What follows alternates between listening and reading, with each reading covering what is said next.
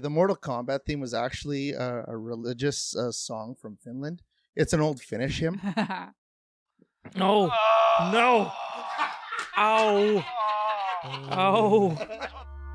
Warning, this podcast contains violence, sexuality, gore, and other horrible and disturbing things. Listener discretion is advised. Also, the hosts of this venture are ignorant dipshits, so please do not take anything they say as fact. And enjoy the show. Now, are you sitting comfortably? Good. Then we'll begin. Today we had 15 homicides and 63 violent crimes, as if that's the way it's supposed to be. It is our basic human right to be fuck-up. A second plane now has crashed into the other tower of the World Trade Center. Putting chemicals in the water that turn the friggin' frogs gay. The defendant shall be incarcerated for the rest of her natural life with no possibility of parole. You are not machines. You are not cattle. You are men. We were somewhere around Barstow, on the edge of the desert, when the drugs began to take hold.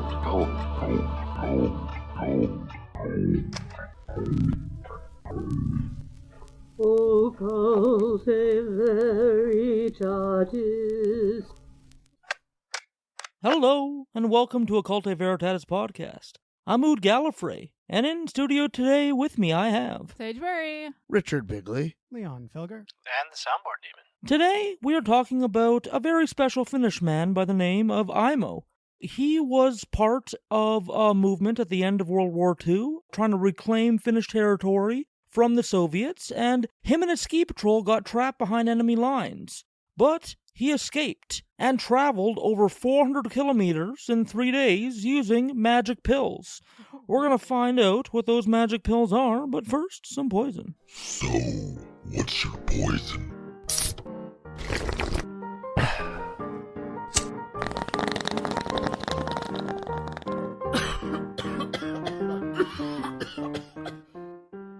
Is the poison magic pills? The poison isn't magic pills, but TikTok tells me that it fucks.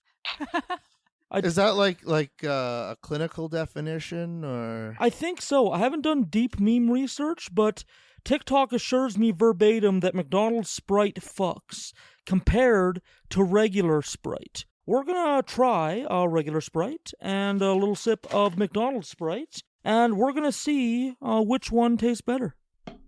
Yeah.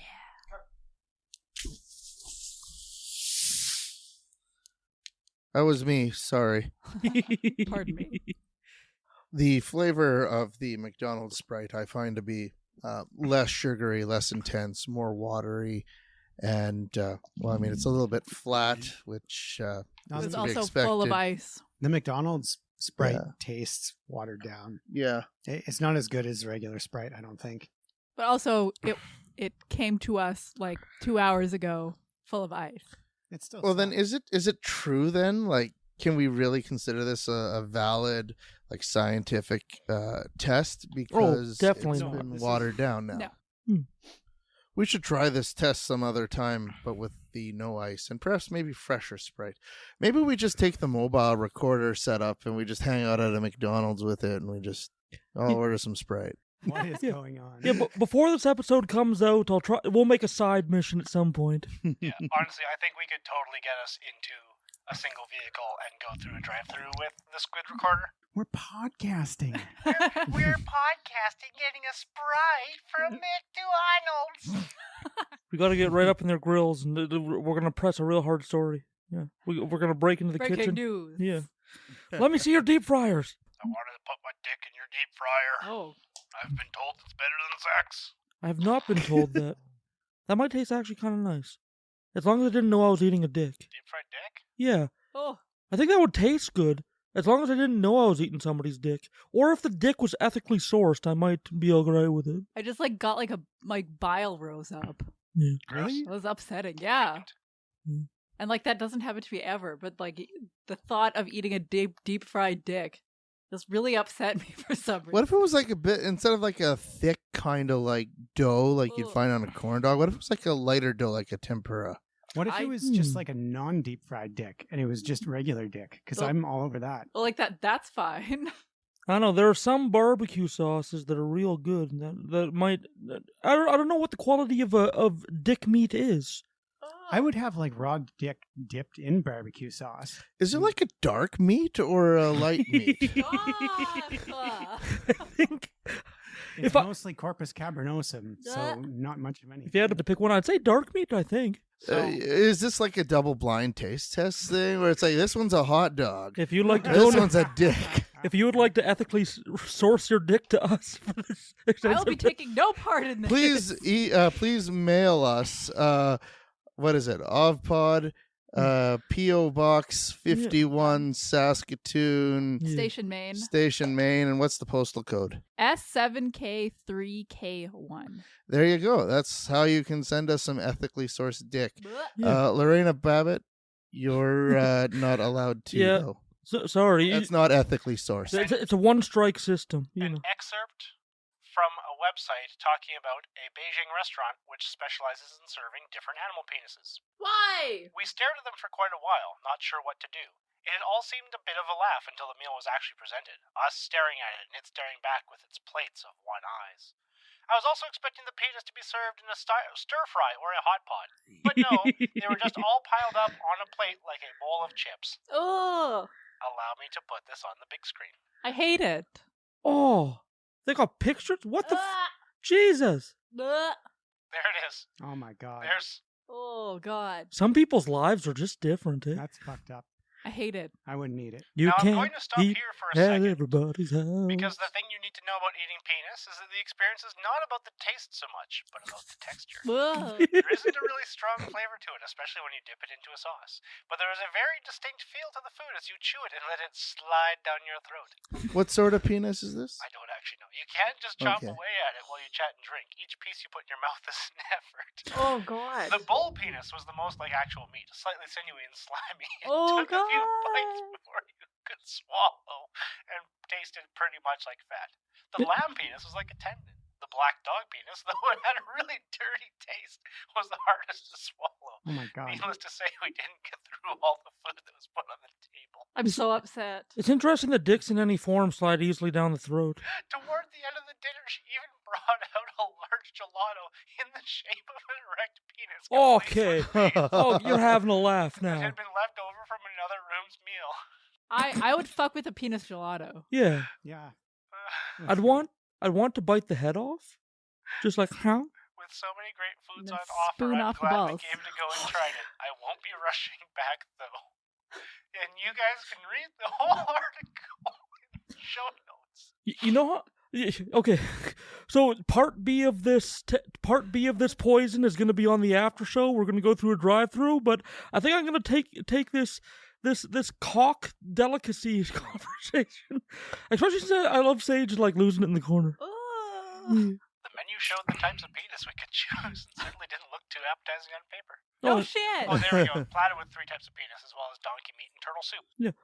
It looks like a deli meat platter that you'd buy at like a Sobeys. It even has Yeah, parsley. it's deli You have meat. parsley. You ever have calamari the next day and all the breading's gotten soggy and fallen off? Oh no! Oh no! That's what it's cock. Oh no! I would like my deep fried cock on a charcuterie board with various cheeses and perhaps some grapes. Like a dick cheese? Is this pizza coming yet? This is the worst What's Your Poison ad intro we've ever done. Yes. And I love it so much. So what's our rating on the... 0 out of 10. Fuck this conversation. I hate it. The end. The end. If this is your first time listening to OffPod, we're not sorry. Sage might be, but the rest of us aren't. I am sorry. We mean every word of that disclaimer. We are dipshits. Why are you listening to us? Thank you for the Patreon money. Anyways, Finn's on meth. On one hand, the Nazis presented themselves as clean-cut and enforced a strict, ideologically underpinned anti-drug policy with propagandistic pomp and draconian punishments. In spite of this, a particularly potent and perfidious substance became a popular product under Hitler. This drug carved out a great career for itself all over the German Reich and later in the occupied countries of Europe. When Germany occupied France, pervitin made its way into France and actually stayed there for a while and was on a different brand name still available in France, I think up until the 80s. Under the trademark pervitin, this little pill became the accepted Volksdroge or people's drug and was on sale in every chemist's shop. Its active ingredient, methamphetamine, is now either illegal or strictly regulated, but with the number of consumers currently at over 100 million and rising, it counts today as our most popular poison. Produced in hidden labs by chemical amateurs, usually in adulterated form, this substance has come to be known as crystal meth. This upper, with its dangerously powerful kick, is used as a party drug, for boosting performance in the workplace, in offices, even in parliaments and at universities. This upper banishes both sleep and hunger while promising euphoria, but in the form of crystal meth, it is a potentially destructive and highly addictive substance. Hardly anyone knows about its rise in Nazi Germany. So there was in the 19th century, in the late 19th century, a boom in the pharmaceutical industry in Germany, coming up with new drugs, and so it is no surprise that then in 36, 37, Temmler actually develops the most potent stimulant that has ever been developed, I suppose. Became very popular in 38 in Berlin. For example, there was even a chocolate laced with methamphetamine on the market. Hildebrand chocolates, always a delight. We just did a little half a poison where it devolved off into devouring cocks. But what poisons of ours don't eventually devolve into devouring cock? Always cock involved. But today we're not talking about devouring cock. Today I tell the story of Aimo Koivikin. It has it all. Skiing, magic pills, Finnish men, eating wild bird, hard drugs, rock and roll. It's going to be a roller coaster. So let's learn about Aimo in his early life. He was a small boy in Finland. And Yes. then he was no longer a boy in Finland because he was a man. I bet he spoke Finnish. I bet he has 2 eyes, 2 feet. And I bet he spent a lot of time in a sauna. Yeah, I think so. I'm going to put money sauna. on that. You have to go to sauna. If you don't go to sauna, you'll get the cold and you'll die. I hope the There's Finnish like 123,000 saunas in Finland. Holy shit. That's too many saunas. You know the Mortal Kombat theme? Yeah, exactly. The Mortal Kombat theme was actually a religious song from Finland. It's an old Finnish hymn. No. No. Ow. Ow. I just want to point out, there is an audible pause in the waveform, just like end and I took 1d8 psychic damage. No. So, Jesus. This is hard to read words after that. It was 1944. Germany was no longer arrogant in its warfare, and it was being pushed back and defeated repeatedly. Germany's invasion of the Soviet Union had failed, and the German forces were being forced to the Soviet territory.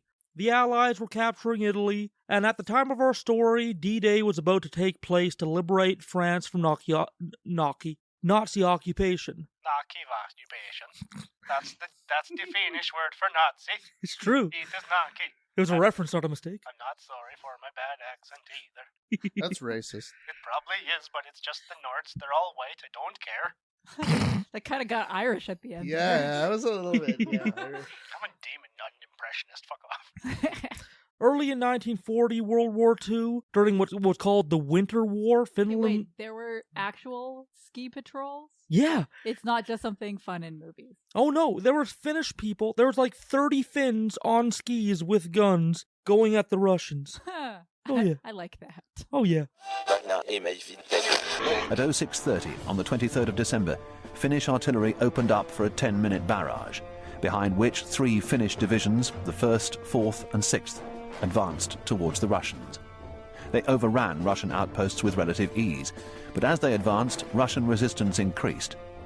Faced with an increasingly resolute Soviet defense, the Finnish divisions began to collapse into a huge, ungainly mob, unresponsive to the commands of the officers. Elsewhere, however, lightly equipped semi-trained Finnish forces were beginning to strike back at Soviet columns. In the forest vastness north of Lake Ladoga, battalions of white-clad ski troops could move rapidly around the flanks of Soviet columns, striking them from unexpected directions. From these guerrilla pinpricks, a series of increasingly impressive counterattacks began to emerge. There were only two things which could save Finland: the spring and the intervention of foreign powers, particularly Britain and France. Unfortunately, the winter of 1939-40 was one of the coldest and longest of the 20th century. Foreign intervention was proving as illusory as the spring. Some foreign help had arrived, but it was in the form of semi-trained companies and battalions of idealistic volunteers, mainly from Sweden, but with contingents from many other European countries and the United States. The promise of foreign intervention caused the Finns to hang on beyond the 11th hour. On the night of the 7th and 8th of March, the Russians expanded their beachhead on the Gulf Coast, bringing their artillery within range of the Viipuri-Helsinki highway. The Finnish 23rd Division fell to pieces. One battalion threw down its weapons and fled to the west, while other battalions refused to counterattack. 2 days later, Finland made a desperate appeal to Norway and Sweden to open their borders, knowing that the appeal would be rejected. Finnish diplomats had already decided they had no choice other than to accede to Russian demands, and on the 13th of March signed a ceasefire in Moscow, which gave Stalin everything he had wanted.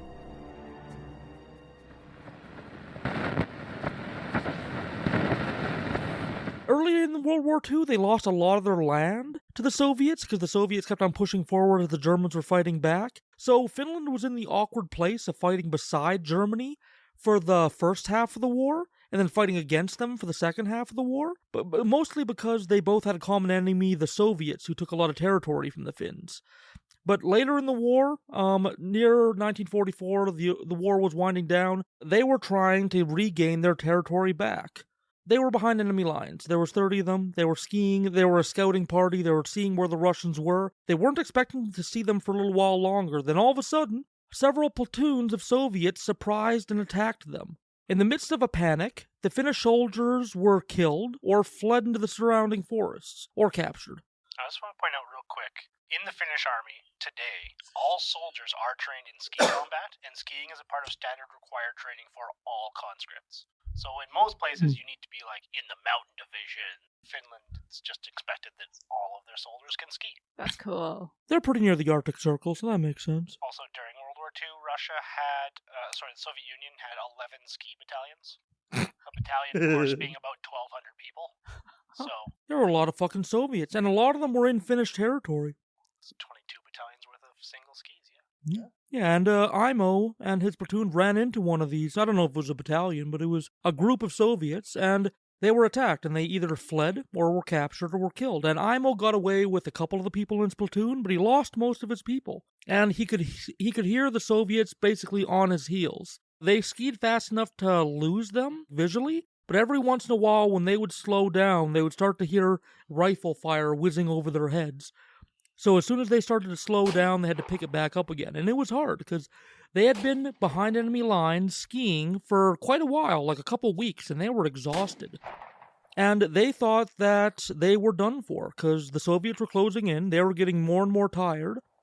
They didn't really have any solutions. Then Aimo remembered something. In order for the platoon to carry all that it needs, the equipment is split amongst the soldiers in the platoon to carry.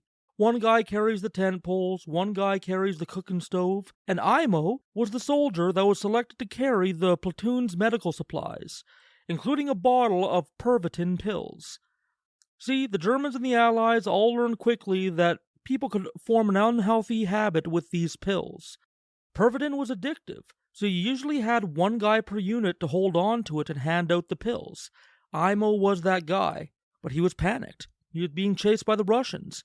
It was also very cold, and he didn't want to take off his thick-ass mitts to, get a single pill out and swallow it. So he did the first thing he thought of in the panic.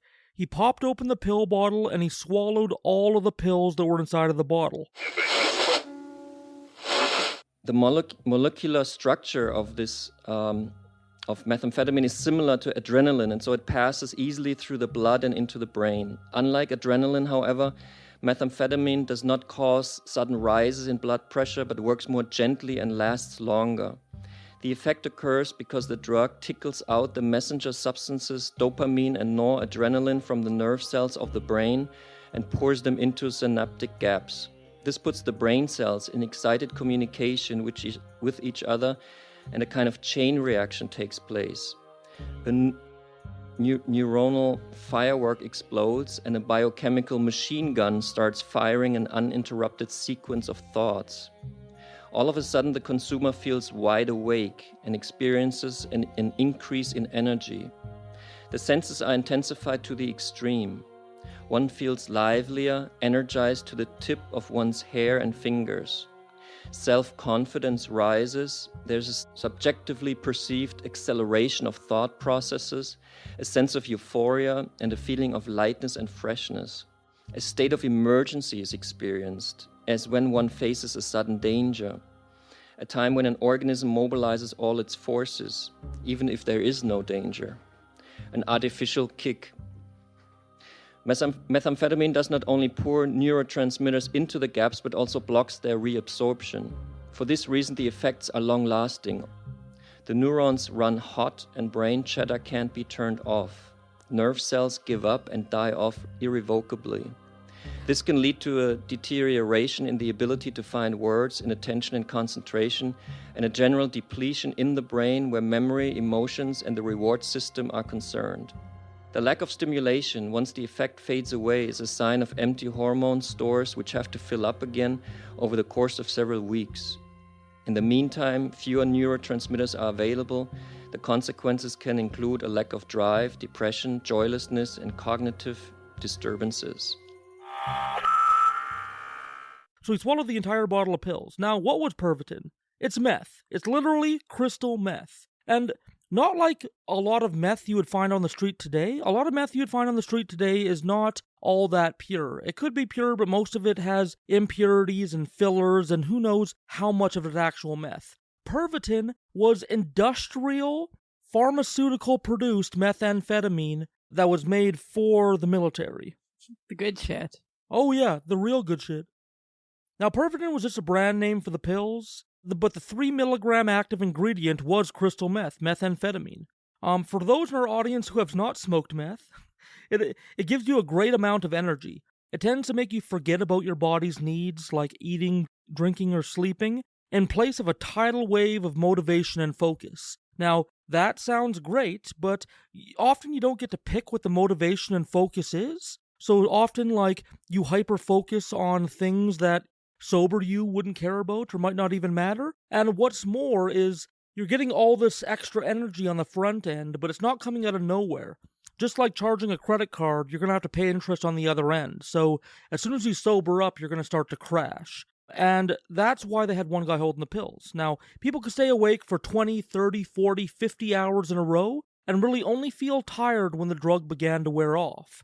It has damage to organs over time, but while you're high, you feel productive and full of energy.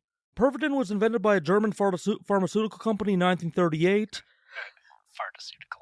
Did I say pharmaceutical? I'm going to keep that in. I like pharmaceutical. I'm going to leave it. Yeah. They were building on the discoveries of Japanese chemists that discovered crystal meth in the early 1900s. Yeah, crystal meth comes from the Japanese. Who knew? But Germans made it into this industrial form for the war.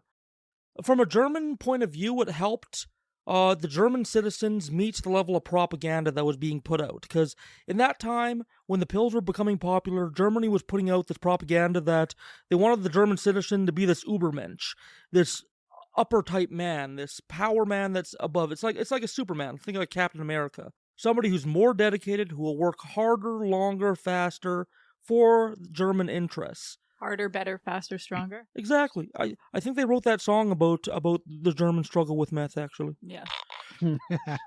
And this was first, before it was available to the military, it was available to the German public, because the German public was being pumped this propaganda as well. If you're an average German citizen, you were just coming off of World War I, you were just coming off of the economic collapse of your country, and you were being told, hey, person who's been through a lot of shit and is probably out of money from going through multiple country crises, you have to be better than all the other people in all the countries around you. So a lot of tradesmen and a lot of business professionals and a lot of even housewives and regular people started going to the pharmacy to pick up crystal meth to match this image of the Ubermensch that was being put out in the propaganda. So it almost became like a casual sort of solution to work harder and faster and stronger in Germany. The real Germans will be efficient by any means necessary. Oh yeah. Especially meth. And you know, they're a bunch of fucking fascists, so they don't have realistic ideas. They say work harder, faster, stronger because we told you to, but they don't think about what it actually takes to do that. So, of course, as soon as this started happening, they had lots of addiction problems and a lot of health problems and a lot of people undergoing psychosis as soon as the public started to heavily use it. But you think at this time they would turn around and say, hey, let's not give meth to large groups of people anymore. But then a German university professor decided to test crystal meth on 30 of his students, and he found that they were much more productive. Now, he also had another job. He was a military doctor. So he took his findings, giving crystal meth to these 30 students, and he went to the German military and he said, hey, this could be our magic pill to win the war. And sure enough, less than a year later, 35 million pills had been pressed and passed out all amongst the German military. I studied numerous clinical studies of German universities at the time, all very happy with methamphetamine. You can see that the scientists were already ideologically, they weren't thinking clear in a way. Like many comment on their studies saying this is a perfect drug for our times. People should take this. They will become part of this great awakening of the German society. That was the Nazi ideology. The Nazi term was Germany, wake up. It kind of fits that a methamphetamine, which keeps you awake, became the drug of choice. Well, this Professor Ranke, after he did these experiments, he was completely convinced that the German army should use methamphetamine in an organized fashion, in a massive scale for their aggressive plans. He couldn't convince his superiors. The Surgeon General was skeptical. He didn't understand. And then Germany attacked Poland. There had not been an official ruling on whether meth should be used or should not be used. But Ranke wrote to medical officers in the field after Poland had been attacked. And this is one of the letters he got back. This is from a tank division, Panzerdivision. And this doctor writes back that Pervitin works very well against depressed mood in the battlefield. The experiences are very positive. And this is just one of hundreds of reports that he received from the front in Poland from medical officers. And he gathered all this material and presented it again to the Surgeon General, saying for the next campaign, which was, obviously talked about that now the West would be attacked, we should use Pervitin in an organized fashion, and he actually succeeded this time. This is the so-called stimulant decree. It was issued in April 1940, distributed to all medical doctors of the army and the Waffen-SS, saying that for a next campaign, which was obviously the attack on Belgium, Holland, Luxembourg, and France, methamphetamine should be distributed, should be given out. It details how much should be given out. Talks about side effects. One of the side effects that are listed here is aggressive behavior. Probably was one of the reasons to use it. It says how long it works. 2 tablets should be given. So it's a patient information leaflet in a way for the soldiers. And between the issue of the stimulant decree and the actual attack on May 10th, millions of dosages of crystal methamphetamine were being distributed to the German troops, 35 million dosages actually. It was a favorite of laborers, housewives, even creative types like musicians and authors, but it was also in every branch of the German forces. Pilots called it pilot salt, as it allowed them to go on bombing raids for 60 hours in a row. Tank crews called it Panzer Schlocklock. Jesus. Panzer Chocolate. There we go. Or tank chocolate. Now, when I first thought this, I thought there was actual chocolate with meth in it, but no, it was just the nickname for meth that they did in the tank. You can just eat it like chocolate. Yeah, if you do meth in a plane, it's pilot salt. If you do meth in a tank, it's tank chocolate. And this went down to the infantrymen as well. This helped people fight for just days on end in the trenches. And even the officers in general abused meth in almost every form in an attempt to win the war. The British papers were saying it was scary and saying that these troops were insane animals, but not long after that, the British troops started using it, and British pilots started using it. Soon, allies across the line were starting to use meth, because they saw the same benefits. Yeah, there were British pilots on meth, American troops on meth, and Italian fascists on meth, French artillerymen on meth, and more importantly, to finish our story here, Finnish ski patrol platoons were on meth. To finish our story. Yeah. Also, I want to see the first Allied soldier that was digging through a German's corpse and like going through them, like, oh yeah, rations, cigarettes, Pervitin. I haven't heard those. Well, I mean, they're pills that go. Oh yeah. I've been cleaning latrines for days, Sarge. There is health risk. Even if you have no organ damage, if you take something that makes you stay up for 3 days, that's causing a lot of harm to your brain. Like, psychosis starts to happen pretty quick when you don't have sleep. Yeah, no kidding. Yeah. But for Aimo, he thought of it as a lifesaver. So we went when he just finished swallowing the pills. He was panicked, he was tired, he wanted to lay down and rest. His platoon actually hadn't gotten to sleep that day yet. He thought he was done for, but about 10 minutes after he took those pills, suddenly he started to feel pretty good. He felt really good. In his words, like a new man. He had a big burst of energy, the fatigue from his past few days disappeared, and he started skiing like he had a rocket on his back. And from here on in, we're going with the perspective of Aimo, who is literally on enough meth for 30 men. Even him in his records will say, like, hey, this is just what I think happened. I'm not sure what was real or not. This is what I think happened. One thing to give Aimo a little bit of extra credit and, like, validity to. So I have some facts from the Winter War, which is, like, basically the Finns and the Russians fucking with each other. Oh, yeah. Oh, yeah. There were 70,000 Finnish casualties, and there were upwards of 381,000 Russian casualties. Oh. Like, 25,000 Finns died. 126,000 at the low end died on the Russian side. Like, pretty good ratios. Including 61,000 Russians got frostbite, and none of the Finns did. Holy shit. So, you know how they say don't invade Russia in the winter? Well, don't fuck with Finns at all, because that's all they have is winter. Yeah, don't take land from the Finns. They will come back with their skis and guns. And meth. Oh, yeah, and meth. But yeah, he was flying. His platoon members could barely keep up with him. And then he didn't even experience this, but he just was flying, going at top speed, and all of a sudden, like a snap of the fingers, he was face down in the snow. It was a day later. He picked himself up, he got a look at his bearings and his surroundings, and he figured that he traveled about 100 kilometers. Oh.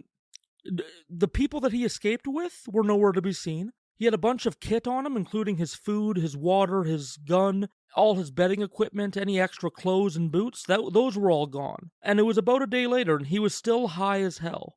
And he had taken a large amount of meth. Now, it's hard to know what happened because you can't ask an unconscious person what happened when they were unconscious, but with that amount of meth, it's likely possible that he kept on overdosing on meth, falling into the snow, coming down from the overdose, waking back up still high, and then he just started skiing at top speed again. And it was probably a rinse and repeat of that for 100 kilometers until he came back from his blackout and started having memories again. That'd be terrifying. Oh, yeah. And what was more terrifying is he started to slowly get his bearings and look around, and he was taking his time. Like, still wired, but, like, he was confused. And then he spent a couple hours surveying the area, and then all of a sudden he heard in the distance, like, Soviet yelling again. Oh, God. So the Russians were still pursuing him. Now, he said he took all the pills all at one time, but he also says that his memory's kind of fuzzy. And with how long this stuff lasts, I think he might have been taking more pills periodically as well.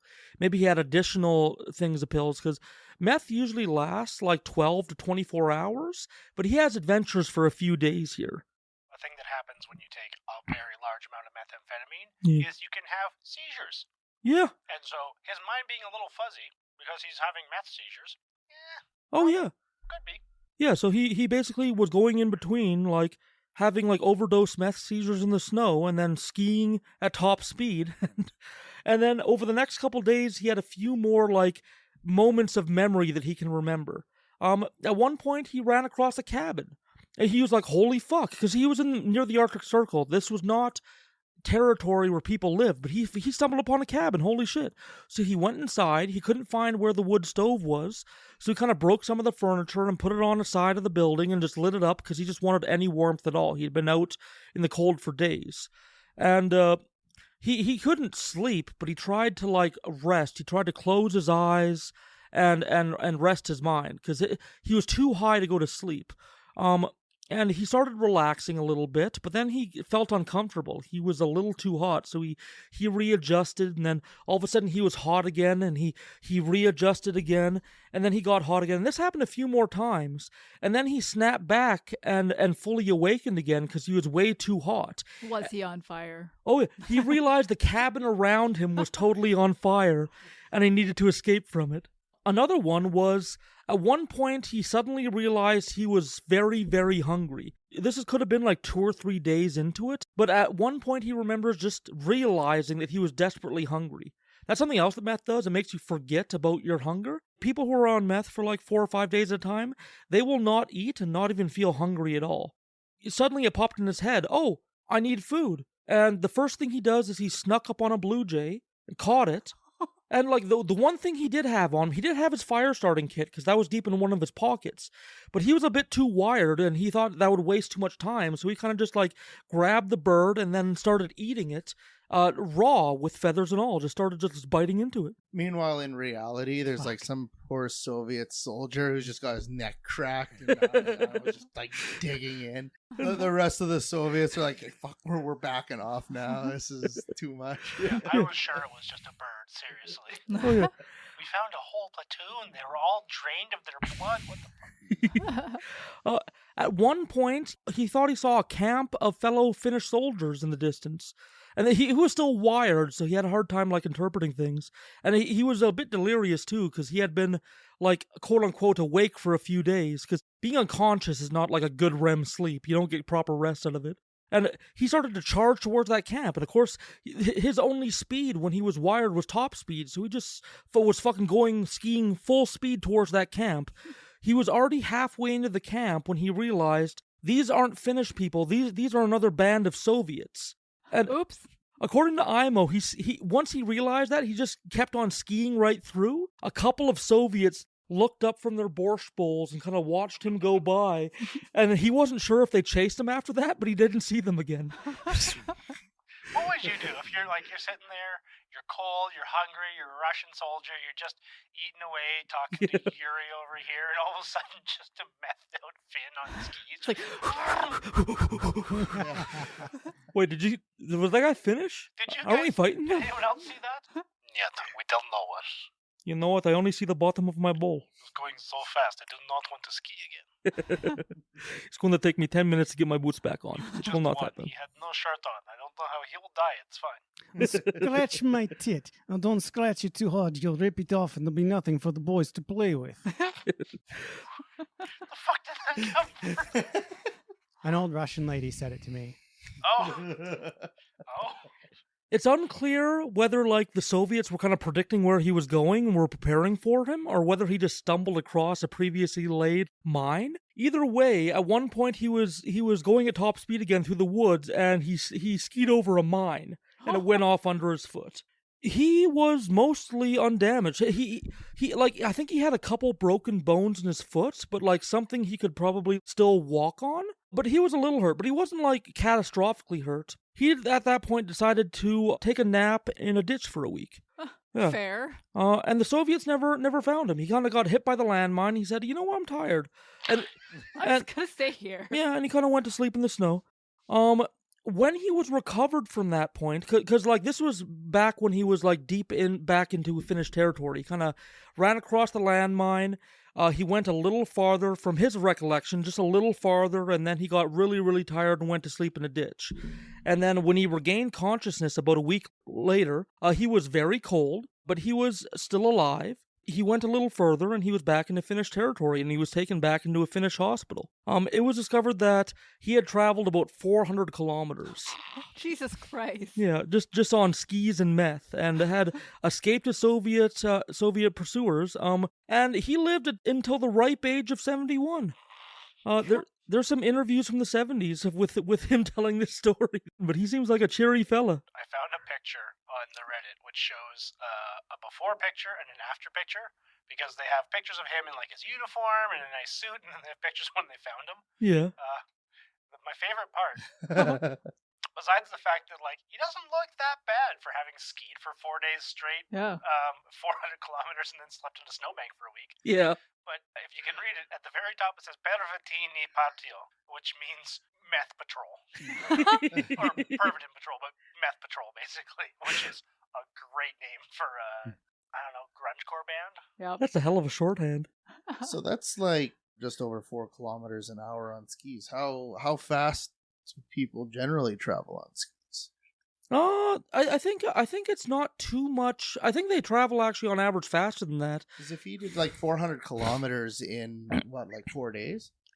And are we to presume that he was traditional skiing or skate skiing? Because if there were no tracks set, which I assume there were not, then he'd be skate skiing the whole thing, right? Oh, then it'd totally be skate skiing. Which is hard. Yeah. I mean, it tires you out.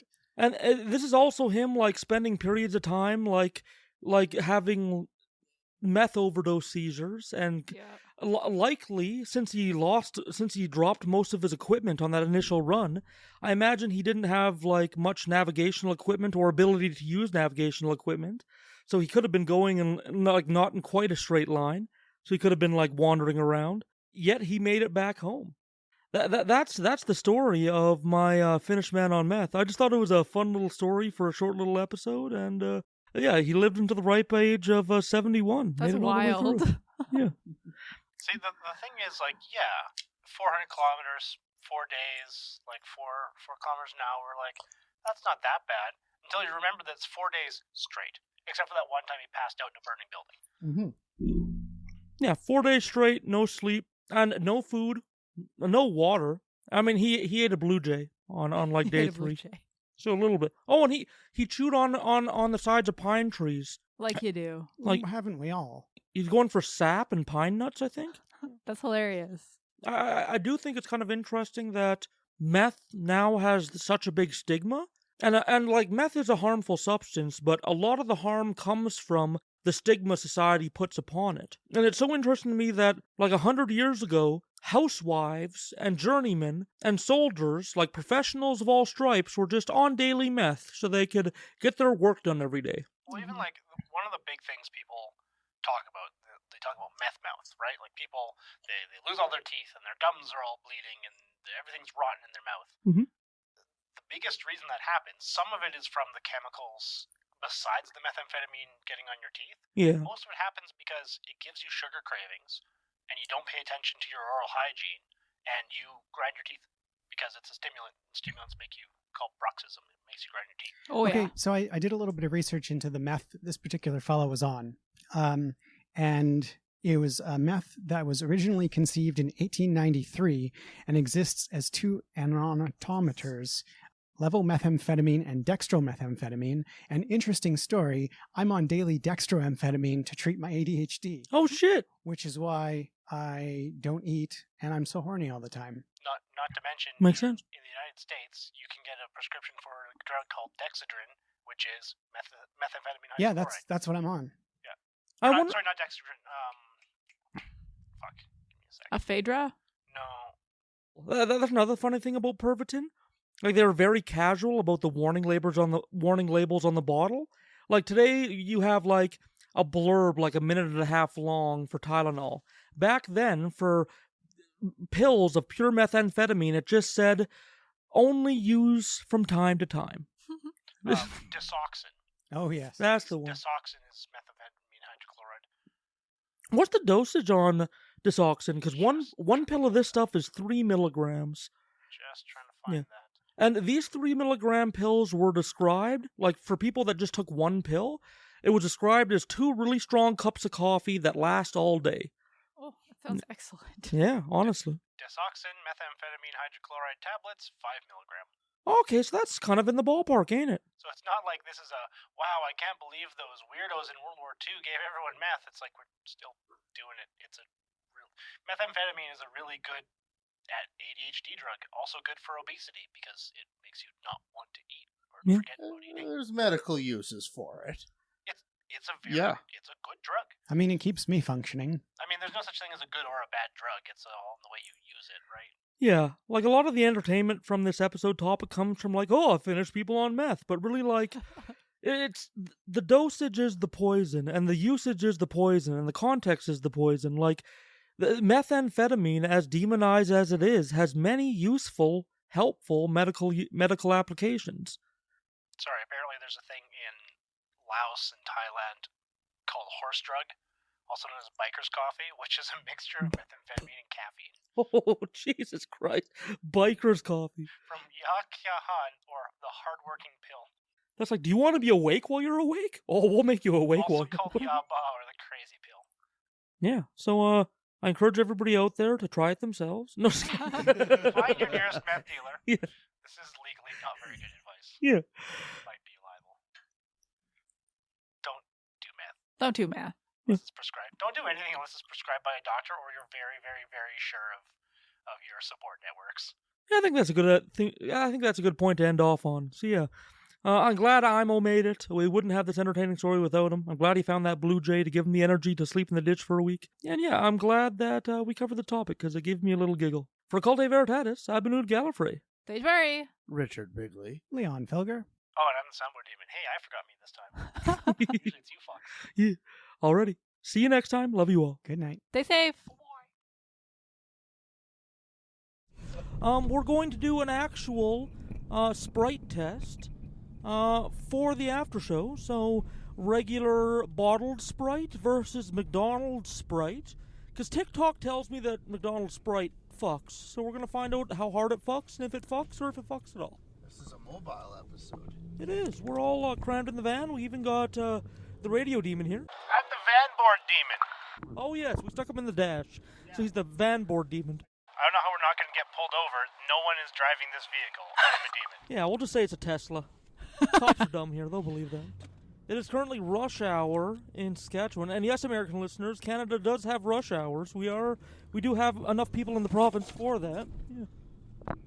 We're currently going to pick up our non-fucking Sprite if TikTok is to be believed. Check it. Okay, remember everything that happens because you're going to have to tell us in intimate detail. How many moles the cashier has? Everything. I hate you guys so much. 1 hour later. Why, was the cashier polite? No, I was on the wrong side of 8th Street. Oh yeah, now we got to go to the other side. Yeah, we're turning down a street called Cumberland. Seriously, do all humans drive this way? Most of us, yeah. Fuck. You see the McDonald's. Yeah. I hit the drive-thru. They're specializing in fruit splash beverages this time. Gross. But they always got to have some kind of gimmick. Fun fact, the McDonald's here is selling socks. That's nice of them. Cool. The McChicken. Oh yeah, we're getting Sprite. Right. I forgot what this whole thing's about. That's filet, 4 small Sprites, 2 filet of fish with extra sauce. Yeah. Okay. Gotcha. I can't fuck this up. I feel like I'm spying on them. Yeah, we'll do 4 small Sprites and 2 filet of fish sandwiches with extra tartar sauce on both, please. Filet of fish sandwiches with extra tartar sauce? That's right. And what else did you want? 4 small Sprites, please. 4 small Sprites? Yeah. Is it all for that? That's everything, yes. 2 hours later. So which do you think will be better, the 2-liter or the McDonald's? Well, the McDonald's famously fucks. That's what they've said, I guess. That's the word on the breeze. I don't know. Can we include some clips of that kind of leading up? Because this is all new to me. Here. They're so small! This is apparently what it feels like to drink McDonald's Sprite. So, wow. I think that's pretty definitive. Can you describe that video for us, Ood, real quick? It was a man that drank a bit of McDonald's Sprite, and then it like panned into his hair, and it panned out with a bell sound, and he had giant oranges in his mouth, and he looked like a horse creature with giant oranges in his mouth. It was quite enjoyable. Did they include straws? They did. Oh, fucking professionals. Are they paper or plastic straws? I don't know. Is there only one in here? No, there's only one Filet-O-Fish in here. What? This is an outrage. Not professional. Yeah. Okay, so we are part. We are not necking. We are tasting Sprite. Hooray. We are necking Sprite. We have a bottle of Sprite, and we have a Sprite from McDonald's, and we're going to try both. 3 hours later. Now the bottled Sprite fucks a little. All right, so now we've got the McDonald's Sprite. That's the sound of the straw going in and out of the cap. There we go, yes. It's like some McDonald's ASMR right here. Yeah, Blue Man Group, you can have that if you want. That one's free. It's sweeter. Yeah, it is sweeter, yeah. Maybe a little more carbonated, a little bit more sweet. No, I think the bottle is more carbonated. You think so? I think the bottle's more carbonated. Maybe it was just me. It's just hard to get that same amount of carbonation when you're mixing. What are they? Did they mix syrup and? Syrup and soda water. Oh, is that what it is? Well, it's basically just carbonated water and then syrup in roughly a 10-to-1 ratio. Food service nerds call me out. 10-to-1 ratio. That sounds about right. Yeah. Tastes more watery, the McDonald's one. Yeah. I don't know. I feel more hydrated. I think the bottle one tastes more like a lemon beverage, whereas this tastes just like a sugar beverage. Yeah. Yeah. You know what?